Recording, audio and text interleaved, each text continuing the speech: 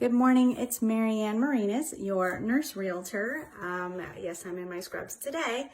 I just wanted to share some really interesting information that I read last night, and it really got me to change kind of my thought process on home ownership.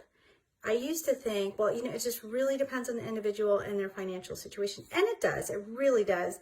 Some people really have some big loans they need to pay down or different life situations.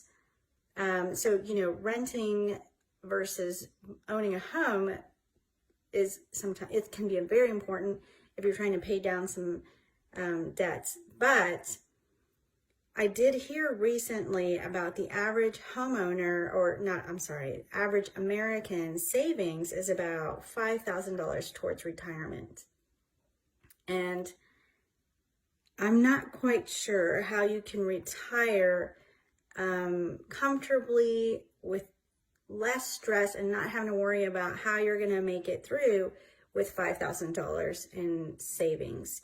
Then I read this article last night that really got me to change my mindset on home ownership and the importance of equity and staying in a house and paying down the mortgage over the course of the loan that you have, 20, 15, 30 years, whatever you have, just paying down that house.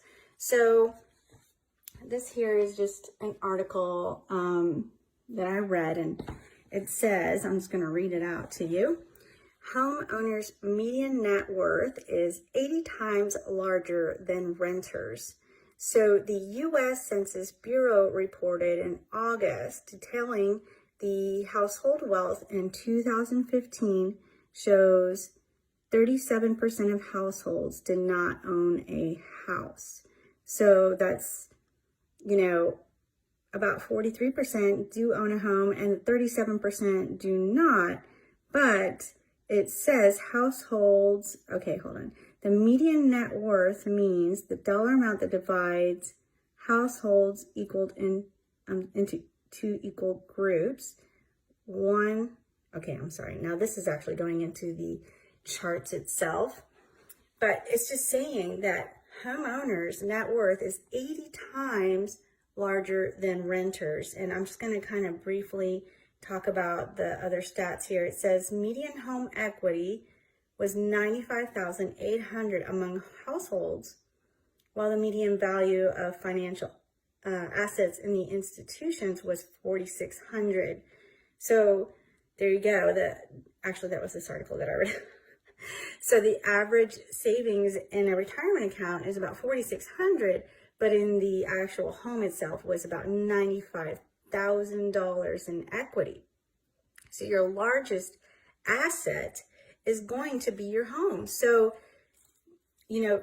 yes, your rental income can be maybe a little bit less and you have less maintenance than a house payment. Maybe they're slightly equal, but over time the rents are going to increase and your house payment will go down because you'll be paying down the equity and then paying down the interest and building equity.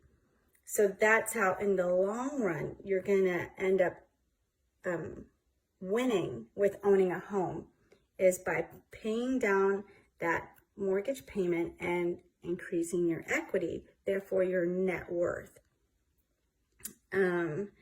So I'm going to actually just kind of screenshot the chart here and put it on this post so you can see the charts.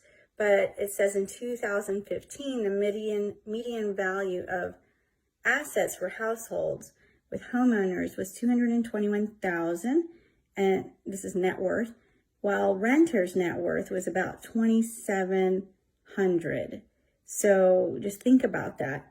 Net worth excluding equity in the home. So this is for homeowners that's not including equity in the home, is about $87,150 for homeowners and $2,700 for renters. So, that's not including your home value. So it just means that, you're actually have more equity, and then your assets in your financial institution like in a retirement account, is about $8,000 for homeowners and about $1,500 for renters.